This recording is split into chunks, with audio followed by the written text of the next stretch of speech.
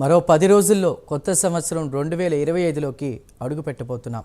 వచ్చే ఏడాది మిడిల్ ఈస్ట్లో నెతన్యాహు హీరోగా నిలవబోతున్నారా అంటే అవుననే సమాధానం వస్తోంది. ఎందుకంటే ఈ ఏడాది మొత్తానికి చూస్తే ఒకే దెబ్బకు అన్ని దేశాలను కుదేలు చేశాడు నెతన్యాహు.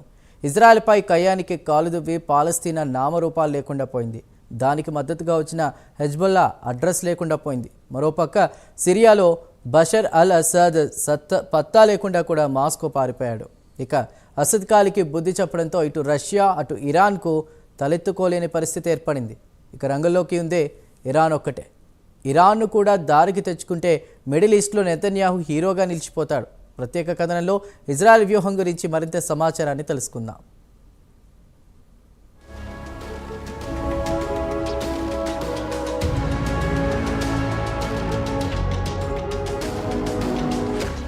మరో 10 రోజుల్లో కొత్త సంవత్సరం 2025లోకి అడుగుపెట్టబోతున్నాం.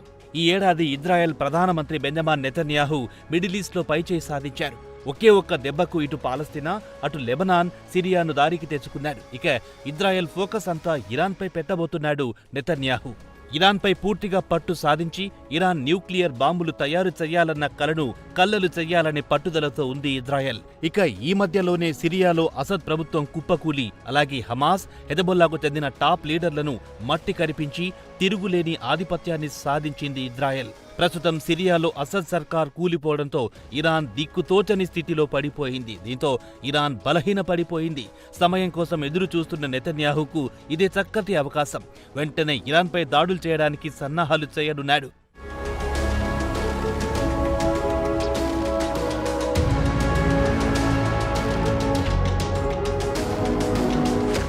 ప్రస్తుతం ఇజ్రాయెల్ ప్రధాన లక్ష్యం మాత్రం ఇరాన్లో ఉన్న న్యూక్లియర్ సైట్లను ధ్వంసం చేయడం. ఇరాన్ నుంచి ఎప్పటికైనా ముప్పు పొంచి ఉందని ఇజ్రాయెల్ భావిస్తోంది. అందుకే ముందుగా ఇరాన్ను దారికి తెచ్చుకోవాలని చూస్తోందని మిడిల్ ఈస్ట్ రాజకీయ పరిశీలకులు అభిప్రాయపడుతున్నారు. ప్రస్తుతం ఇరాన్ ఇజ్రాయెల్పై దాడులు చేసే పరిస్థితిలో లేదు. అదే సమయంలో ఇజ్రాయెల్ మాత్రం ఇరాన్పై ఖచ్చితంగా దాడులు చేస్తుందని మిడిల్ ఈస్ట్ ఎనలిస్టులు భావిస్తున్నారు. ట్రంప్ మొదటిసారి ప్రెసిడెంట్గా ఉన్నప్పుడు కూడా ఇరాన్ అణు పరీక్షలు చేస్తుందని తెలుసుకుని తీవ్ర ఆగ్రహం వ్యక్తం చేశారు. కావాలనుకుంటే అమెరికా ఇజ్రాయెల్ రెండు కలిసి ఇరాన్పై దాడులు చేసినా ఆశ్చర్యపోవలసిన పని లేదని చెబుతున్నారు ఎనలిస్టులు. ఇజ్రాయెల్పై కయ్యానికి కాలు దువ్వడానికి సై అనే ఇరాన్లో ప్రస్తుతం ఆ జోరు కనిపించడం లేదు, కొంచెం తగ్గింది. కాగా 2015లో ట్రంప్ ఇరాన్లో అణు పరీక్షలపై ఆంక్షలు విధించారు. అలాగే ప్రపంచంలోని 6 దేశాలు కూడా ఇరాన్ చమురు పరిశ్రమలపై ఆంక్షలు విధించాయి. ఇరాన్ చమురు ఏ దేశం కొనుగోలు చేయరాదని అమెరికాకు హుకుం జారీ చేసింది. దీంతో ఇరాన్ ఆర్థిక వ్యవస్థపై తీవ్ర ప్రభావం చూపించింది.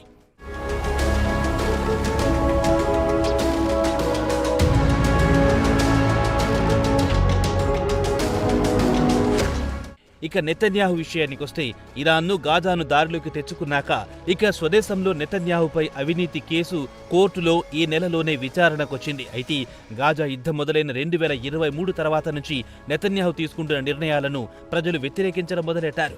గాజాలో బందీలుగా ఉన్న తమ వారిని విడిపించాలని ఆయనపై దేశంలో ఒత్తిడి విపరీతంగా పెరిగిపోతోంది. అయినా ఆయన దాన్ని నాంచుతూ వస్తున్నారు. ఇక ఈ ఏడాది ముగియడానికి కేవలం 10 రోజులు మాత్రమే ఉంది. 14 నెలల నుంచి కొనసాగుతున్న యుద్ధానికి సమాప్తం చెప్పాలనే ఆలోచనలో ఉన్నట్టు తెలుస్తోంది. కాల్పుల విరమణ ఒప్పందానికి అంగీకరిస్తారన్న టాక్ టెల్ అవీవ్లో వినిపిస్తోంది.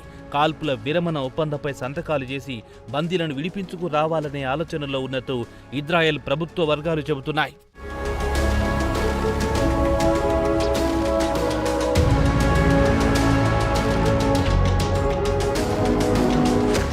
ఒకవేళ కాల్పుల విరమణ ఒప్పందం జరిగినా ఇజ్రాయెల్ సైనికులు మాత్రం గాజాలోనే ఉంటారు. ఎందుకంటే తామక్కడి నుండి తప్పుకుంటే హమాస్ మిలిటెంట్లు తిరిగి ఏకమై తమపై దాడులు చేస్తారని ఇజ్రాయెల్ ఆందోళన చెందుతోంది. దీర్ఘకాలం పాటు గాజాలోనే పాగా వేసి ఉండాలనేది నెతన్యాహు లక్ష్యంగా కనిపిస్తోంది. కాగా వెస్ట్ బ్యాంక్ తూర్పు జెరూసలేంలో మాత్రం పాలస్తీనా కింద ఉన్నట్టు అంతర్జాతీయంగా దీన్ని గుర్తించారు. కాగా గత ఏడాది అక్టోబర్ 7న హమాస్ మిలిటెంట్లు ఇజ్రాయెల్ పై పడి దాడి చేసి 1200 మందిని చంపి 250 మందిని బందీలుగా చేసుకుని తమ వెంట తీసుకెళ్లారు. వెంటనే ఇజ్రాయెల్ హమాస్ పై యుద్ధం ప్రకటించింది. ఈ యుద్ధంలో 45,000 మంది ప్రాణాలు కోల్పోగా సుమారు 12 లక్షల మంది పాలస్తీనియన్లు గూడు చెదిరి రోడ్డున పడ్డారు.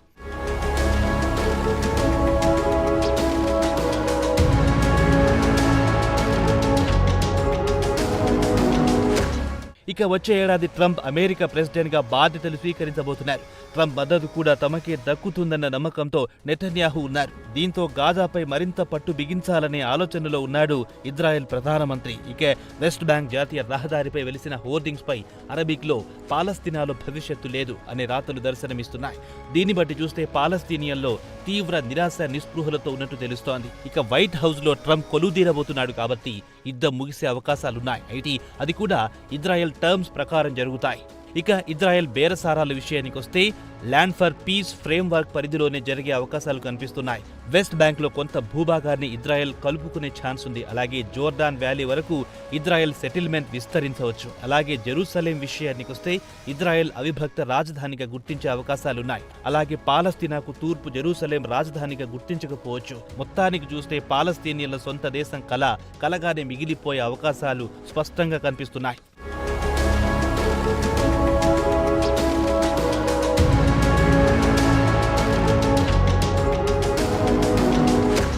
ఇక సిరియా విషయానికి వస్తే అసద్ నిరంకుశ పాలనకు అక్కడి ప్రజలు చరమగీతం పాడారు. ప్రస్తుతం హెచ్టిఎస్ రెబల్స్ సిరియాపై పట్టు బిగించారు. కొత్తగా వచ్చిన దాని నాయకుడు అబు మహమ్మద్ అల్ గోలానీ పలు సవాళ్లను ఎదుర్కోవాల్సి వస్తోంది.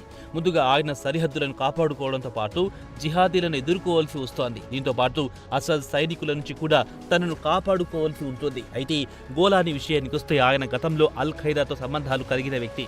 ప్రస్తుతం సిరియాలో ఇస్లామిక్ పాలన తెస్తానని పట్టుబడితే అక్కడి ప్రజలు తీవ్ర ఇబ్బందులు పడాల్సి వస్తుంది. ఇక సిరియాను ఆయన జీరో స్థాయి నుంచి పైకి తేవాల్సి ఉంటుంది. సిరియాలో వివిధ రకాల జాతులున్నాయి. వాటిలో మెజార్టీ సున్నీలు, షియాలు, అలావైటీస్, కుర్దులు, డ్రూజీ, క్రిస్టియన్లున్నారు. ఇక గోలానీ అందరిని కలుపుకొని వెళ్తే మంచిది. తాను ఇస్లామిక్ ఐడియాలజీని ఫాలో అవుతానంటే మరోమారు దేశం ముక్కలు చెక్కలయ్యే ప్రమాదం ఉంటుంది.